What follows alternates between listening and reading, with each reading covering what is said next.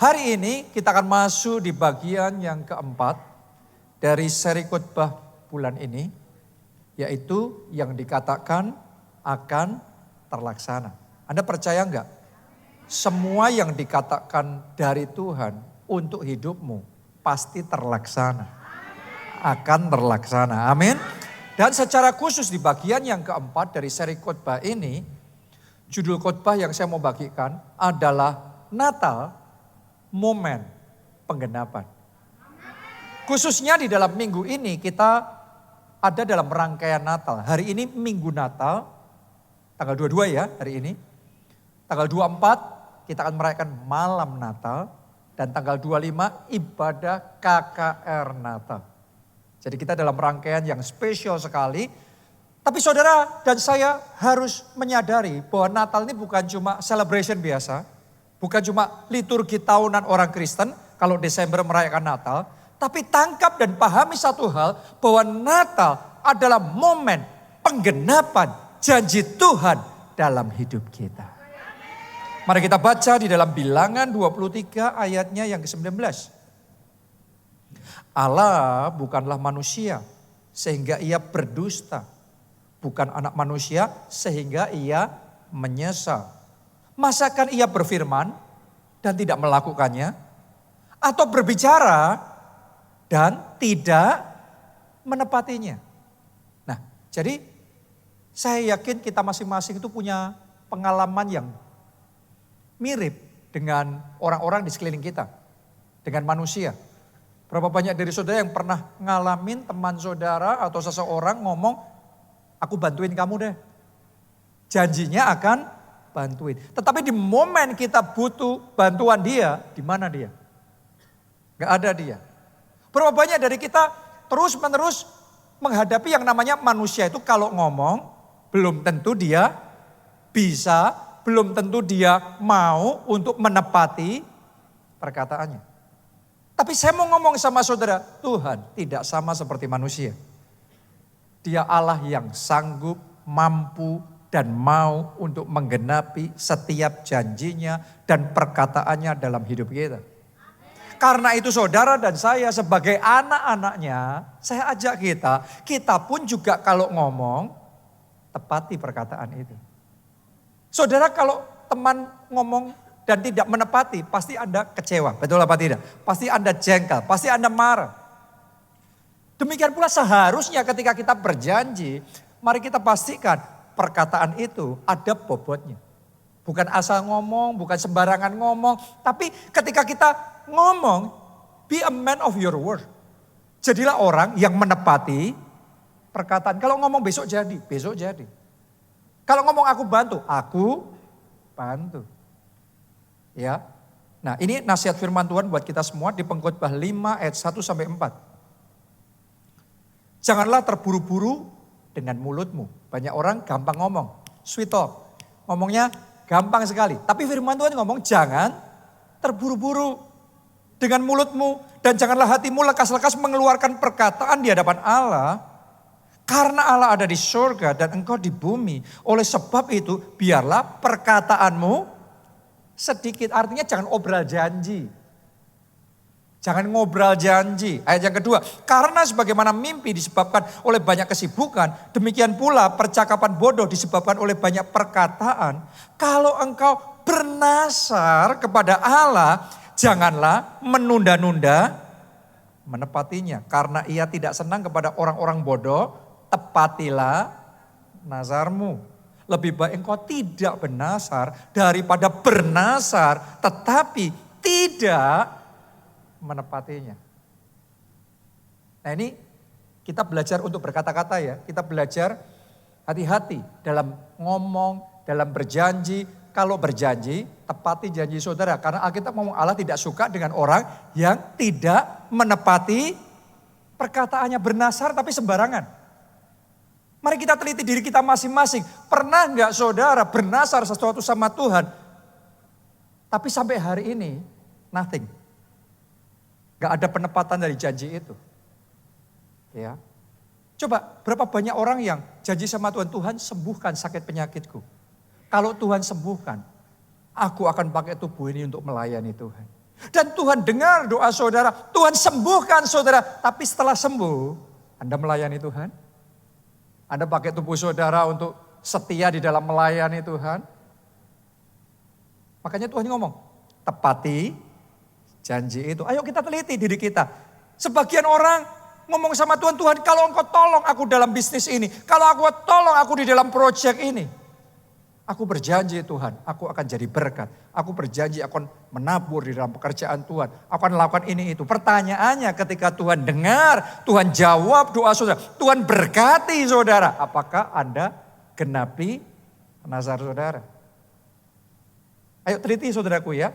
Karena di satu sisi Tuhan mau menepati setiap janjinya. Tapi di sisi yang lain kita pun juga harus menepati janji kita, nazar kita di hadapan Tuhan.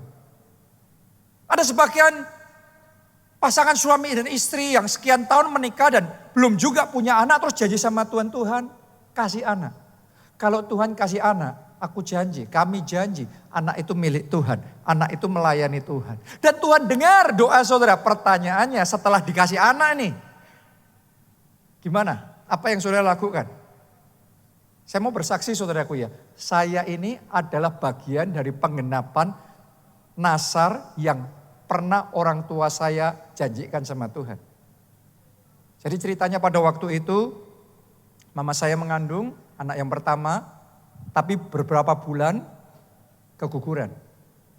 Periksa ke dokter, dokter ngomong harus cepet nih punya anak. Kalau enggak nanti bakal susah dan mungkin enggak bisa punya anak. Nah, dalam keadaan yang seperti itu mereka berdoa dan berseru sama Tuhan, Tuhan kasih anak. Kalau engkau kasih anak, kami janji anak itu milik Tuhan, anak itu melayani Tuhan.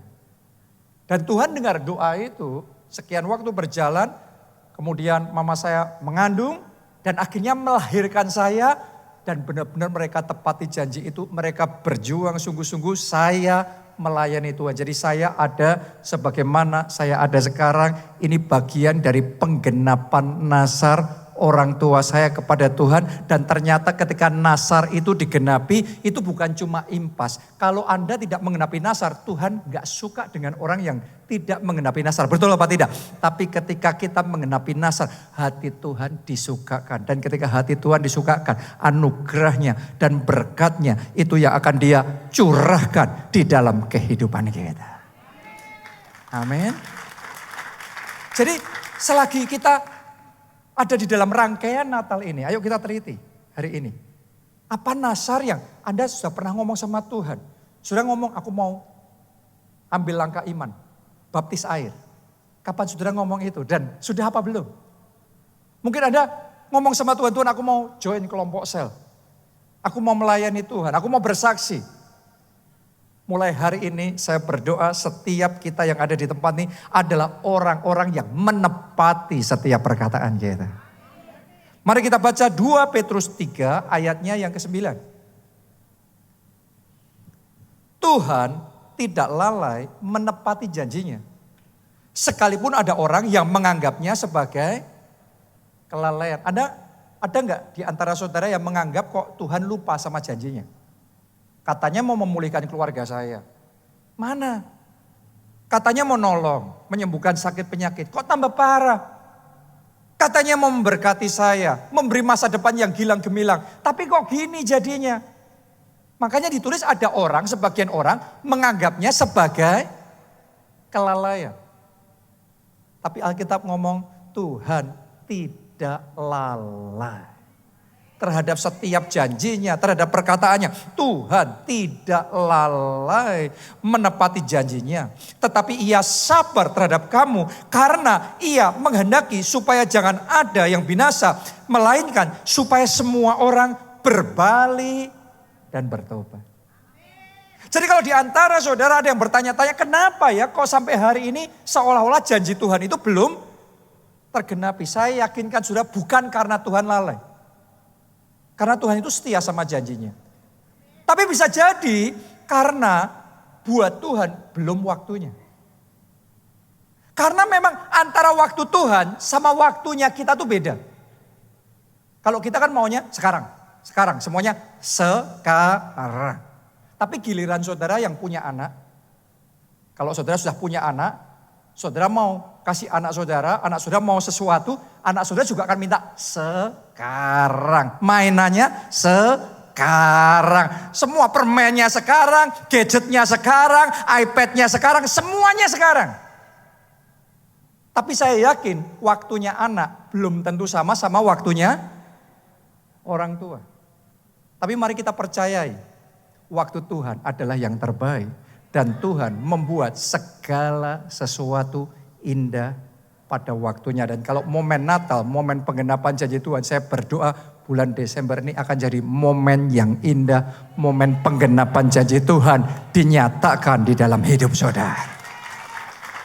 Amin. Haleluya. Jadi kita harus ngerti, kalau kita belum mengalami janji Tuhan, bisa jadi karena Tuhan menunggu kita yang siap. Karena Tuhan nganggap kita belum siap. Saya kasih contoh saudaraku ya, saya punya anak saya yang pertama sudah cukup dewasa, dan saya mau dia jadi independen, kemana-mana bisa leluasa. Saya akan more than happy untuk bisa ngasih mobil sama dia. Tapi kalau dia belum siap, dia belum mau belajar, dia belum bisa nyetir mobil, dilesin juga malas-malesan, dan ini dan itu.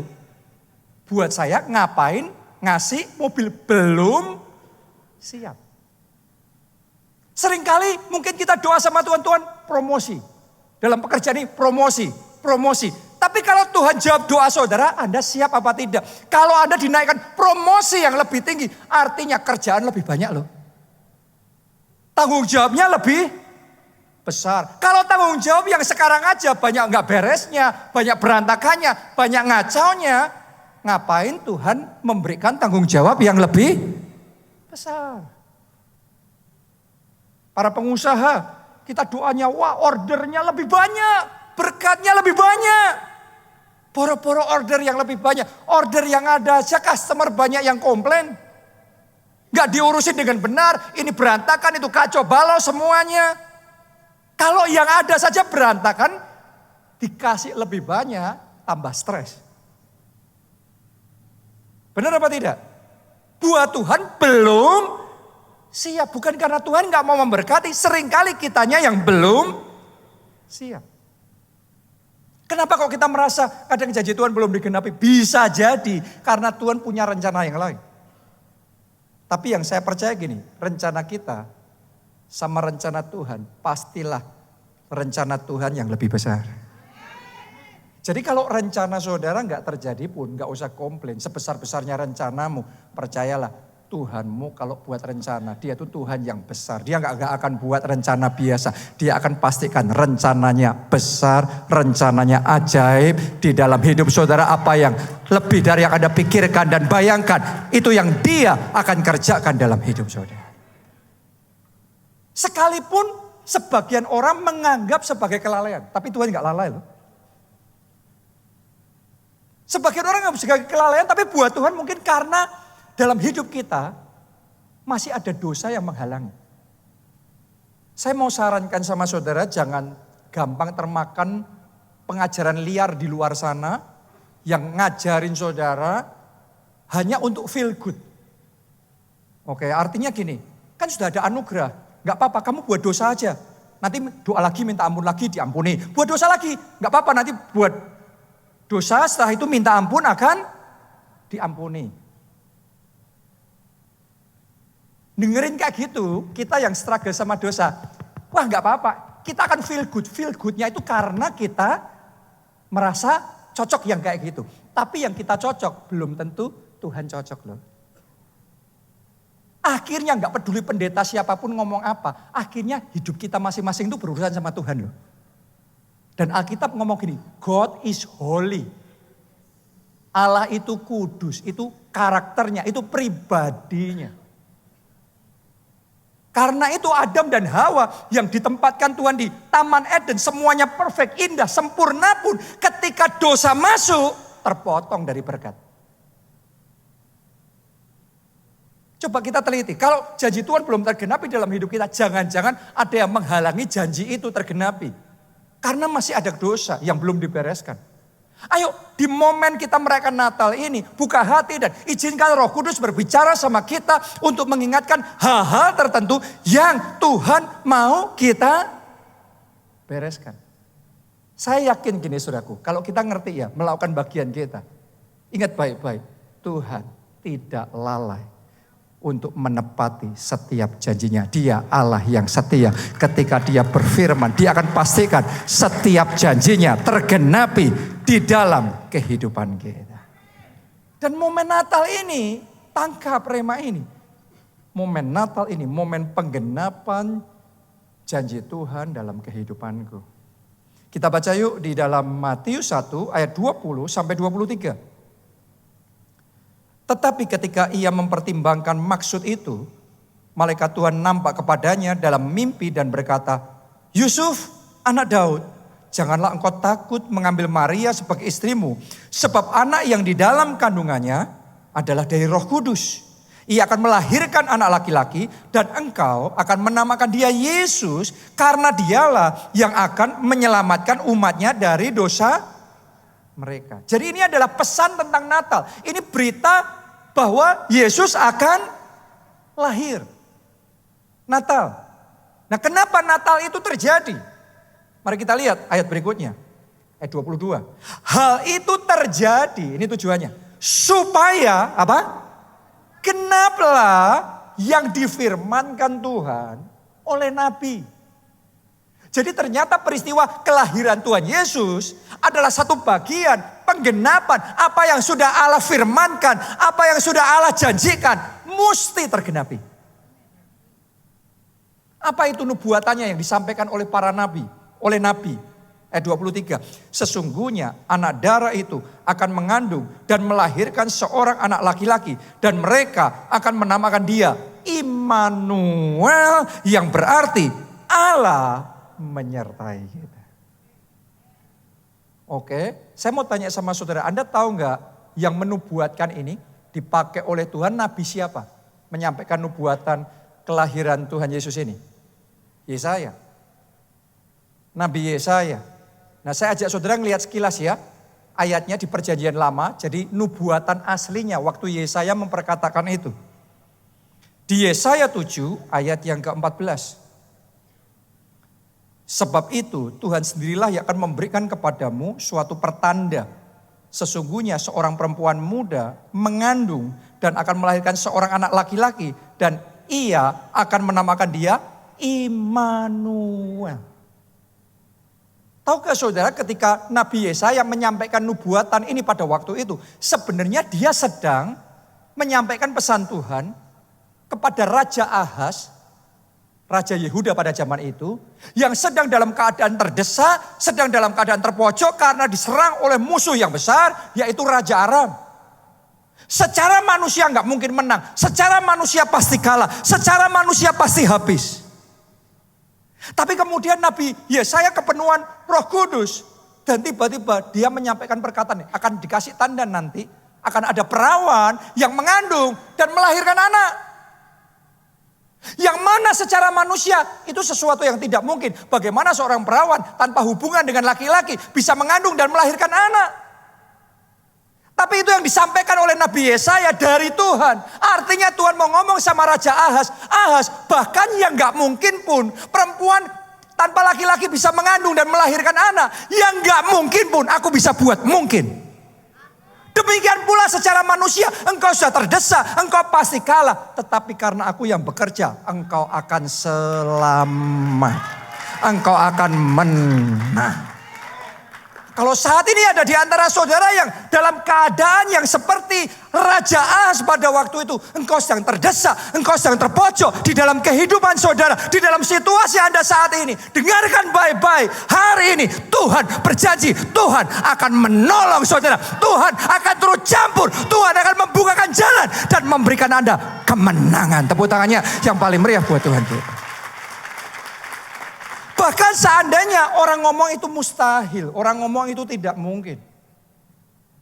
Tapi bagi Tuhan tidak ada yang mustahil. Jadi ketika saudara terima janji Tuhan jangan dihitung.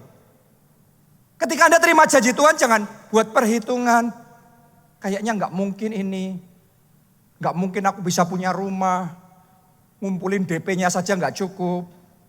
Utang sebesar ini dibayar 7 keturunan pun nggak lunas juga. Tapi saya mau ngomong sama saudara. Yang nggak mungkin, yang 7 turunan nggak bakal lunas. Saya mau katakan Tuhan akan membuat yang tidak ada jadi ada di dalam kehidupan saudara. Belenggu hutang akan dipatahkan, dihancurkan. Dan kemerdekaan finansial akan terjadi dalam hidup saudara. Saya juga berdoa oleh bilur-bilur Kristus. Sakit penyakit saudara disembuhkan oleh Tuhan. Haleluya. Ini Tuhan kita. Bagi Tuhan tidak ada yang mustahil. Jadi ketika Anda nerima firman Tuhan, janji Tuhan, Anda ngomong, gak mungkin. Kenapa? Karena kita pakai pikiran kita manusia. Makanya Raja Ahaz dengar perkataan yang disampaikan Nabi Yesaya itu. Bahkan perawan pun bisa mengandung dan melahirkan anak. Maka all things are possible. Segala perkara mungkin terjadi. Ada seseorang di tempat ini, Anda punya mimpi yang sangat besar. Mungkin keluarga saudara, teman-teman sudah ngomong gila, enggak mungkin. Tapi saya mau ngomong sama saudara, karena Anda datang ibadah hari ini dan Anda mendengar serta percaya firman Tuhan ini, maka di dalam nama Tuhan Yesus terjadilah visi itu, impian itu jadi tergenapi dalam hidup saudara. Biar Tuhan yang membuktikan dirinya sendiri besar di dalam kehidupanmu. Amin. Dan tahu nggak saudaraku, ketika Nabi Yesaya menyampaikan nubuatan itu, Nabi Yesaya ini hidup di periode waktu sekitar 700 sampai 800 sebelum Yesus lahir. Artinya butuh 700-800 tahun dari Nabi Yesaya menyampaikan nubuatan itu sampai benar-benar itu terjadi dan tergenapi. Coba saya ajak saudara berpikir jadi Nabi Yesaya yang disuruh menyampaikan pesan Tuhan. Kita sebagai manusia itu berpikirnya terbatas. Kita berpikirnya detik, menit, jam, kok lama sekali. Ini pendeta khotbah nggak selesai-selesai, ngomong dari tadi. Itu baru hitungan jam. Tapi Nabi Yesaya nunggu nubuatan yang dia sampaikan, dia kan cuma nurut sama Tuhan. Dia sudah sampaikan nubuatan itu. Kok setahun belum terjadi? 3 tahun juga belum. 5 tahun, 10 tahun. Mungkin dia akan berpikir, jangan-jangan saya yang salah. Dan mungkin setelah sekian lamanya dia sudah nggak kepikiran lagi. Dia sudah lupa hal itu. Bahkan sampai mati pun. Mungkin hal itu orang-orang di zaman itu juga sudah nggak mikirin lagi. Mungkin orang-orang berpikir, ini Nabi Yesaya nggak peka nih sama Tuhan. Dia nubuatkan sesuatu tetapi tidak terjadi. Yang manusia sudah lupakan, ingat, Tuhan tidak lalai untuk menepati setiap janjinya. Yang manusia sudah tidak pikirkan, bahkan setelah sekian tahun berlalu, dengan caranya yang ajaib, Tuhan buat semuanya jadi. Saya mau katakan di tempat ini akan ada orang-orang yang dulu Tuhan sudah pernah kasih visi dan impian dalam hidup saudara. Tapi sekian lama berlalu dan kayaknya nggak mungkin, Anda sudah lupakan semuanya itu. Ada orang-orang di tempat ini sudah punya doa permohonan sama Tuhan. Tapi jawaban doa tidak kunjung datang. Sampai hati saudara mungkin sudah flat. Dan Anda pun sudah nggak ingat lagi mungkin. Tapi saya mau ngomong sama saudara, Natal tahun ini akan mendatangkan special blessing dalam hidup saudara. Bahkan yang Anda sudah sempat lupakan, janji Tuhan yang Anda sudah nggak ingat pun. Tapi Natal tahun ini akan mendatangkan berkat yang besar. Tuhan akan menggenapinya dan membuatnya jadi dalam hidup saudara. Saya pernah dibawa Tuhan dalam pengalaman yang unik terkait hal ini. Di Solo, gereja kita sekian puluh tahun lalu dimulai dan orang-orang awal pada zaman itu yang sekarang masih ada, mereka jadi kayak tua-tuanya gereja kita sebut mereka SGG. SGG itu Staf Gembala Global. Ya. Nah, Sekian tahun yang lalu, salah satu dari mereka istrinya meninggal dunia. Karena memang sudah usia ya. Jadi meninggal dunia, terus di dalam upacara penguburan, pemakamannya, kita ini kumpul bareng ngobrol-ngobrol, tiba-tiba tercetus satu kerinduan. Wah, dulu kan kita memulai bersama-sama semuanya ini. Gimana kalau kita nanti juga mengakhiri bersama-sama dalam konteks nanti kalau kita dikuburnya dalam satu area bersama-sama. Wah, iya benar tuh, bagus-bagus, semuanya respon, semuanya excited. Terus kemudian kita kontak sama Memorial Parknya dan kita ngomong boleh enggak kita beli 2000 meter persegi satu area yang khusus hanya untuk kita saja. Tapi anehnya saudaraku, biasanya kan developer kalau gitu seneng dong, berarti dia bisa langsung jual 2000 meter dong. Tapi ini kita ditolak, nggak boleh. Kalau mau beli harus satu pelong gitu. Lah gimana? Padahal kan di tempat itu biasanya kalau orang di sana menguburkan. Ya sudah, coba kita cari sendiri. Karena itu sebuah kerinduan, kita mulai berjuang cari tempat sendiri, yang dekat situ dan lain sebagainya.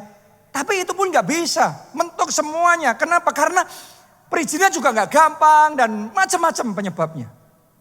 Sampai di satu titik, ya sudahlah. Wong itu juga bukan prioritas buat kita. Itu hanya sekedar kerinduan yang baik saja. Ya kalau nggak bisa ya mau apa lagi, ya sudahlah kita serahin sama Tuhan. Dan sudah sekian tahun kita nggak pernah mikirin, sekian tahun kita nggak pernah memperjuangkan, mendoakan, nggak ingat lagi sudah. Tapi yang luar biasa saudaraku ya, kerinduan yang simple seperti itu, kita sudah lupakan pun ternyata masih ada di checklistnya Tuhan loh. Dan luar biasanya dengan cara Tuhan yang ajaib, justru di masa pandemi kemarin, 2020, di saat keadaan semuanya serba gelap, semuanya serba tidak menentu kemarin, Tuhan bekerja dengan caranya yang ajaib. Itu kita nggak nyari, tapi itu disodorin depan kita. Itu kayak pintu terbuka. Kita tinggal melangkah masuk dengan iman dan dikasih sama Tuhan. Jadi kita ini dikasih sama Tuhan Memorial Parknya kita sendiri.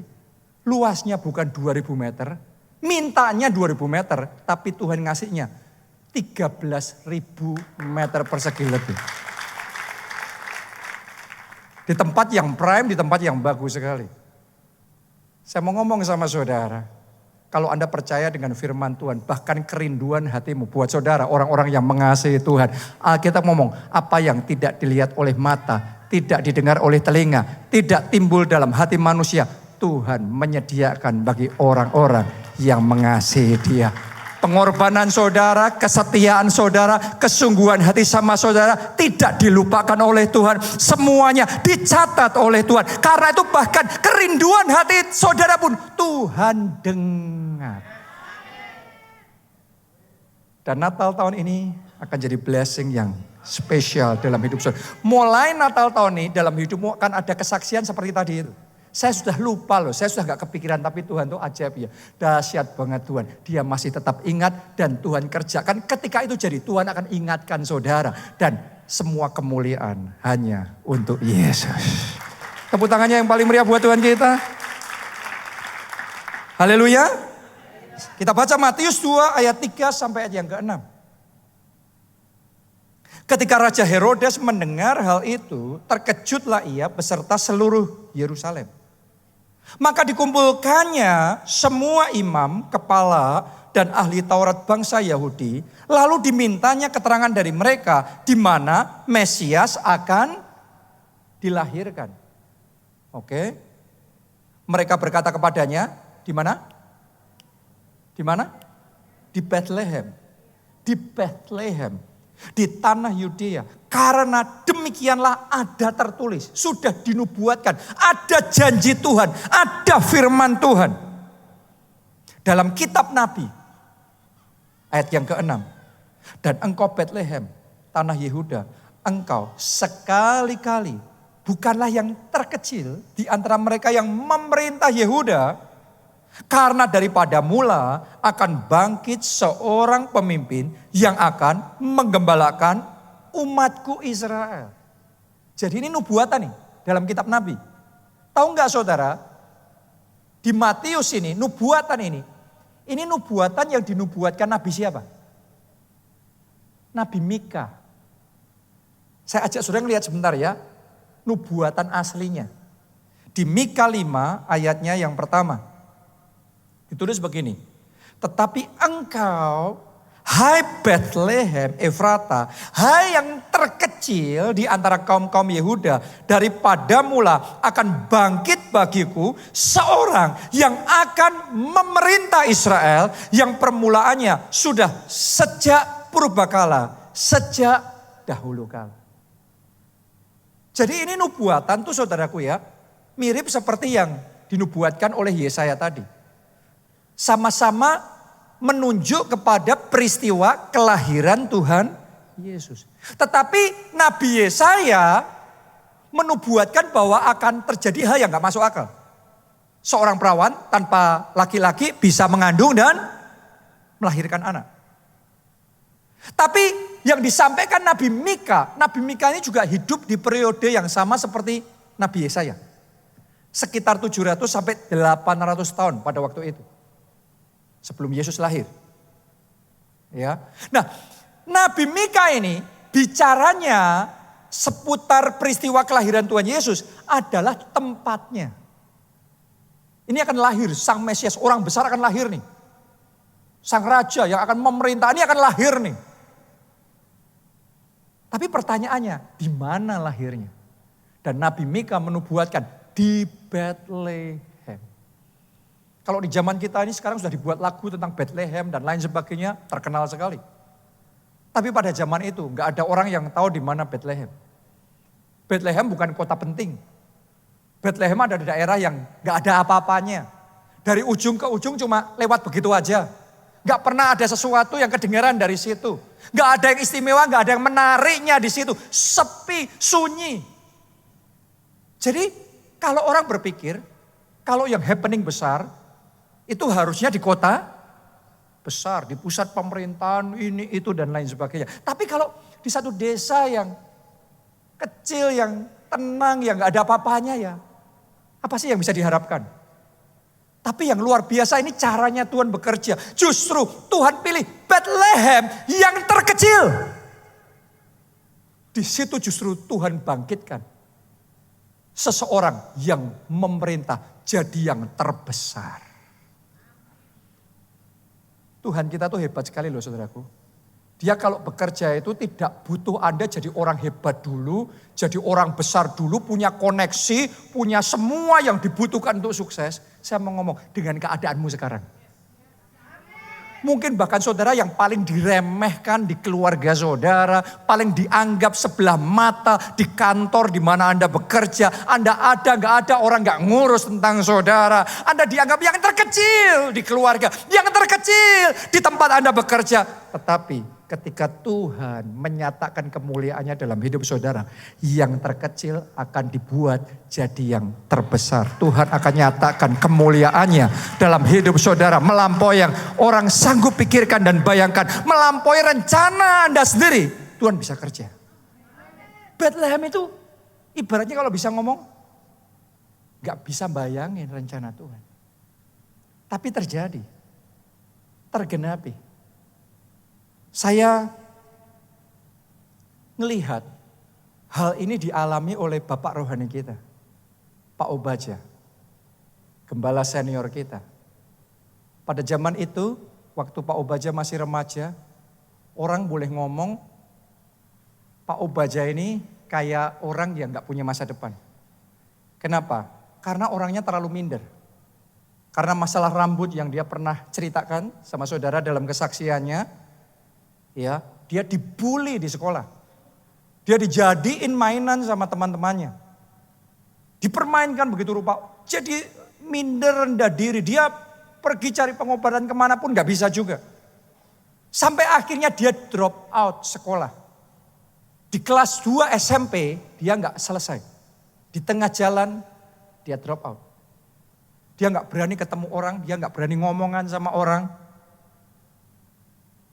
Kalau orang datang ke rumah pun dia sembunyi di kamar, sembunyi di bawah keranjang.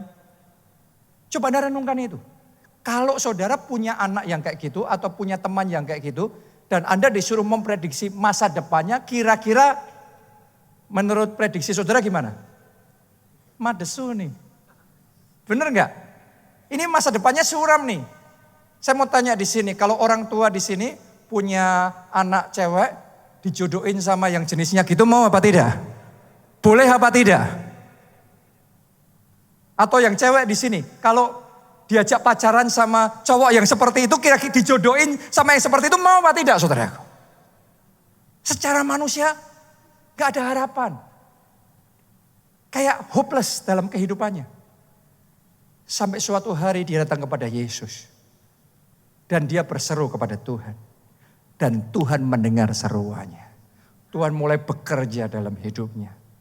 Dia terima Yesus sebagai Tuhan dan Juru Selamat. Dia terima pengampunan dosa. Dia terima anugerah jaminan keselamatan masuk dalam kerajaan surga.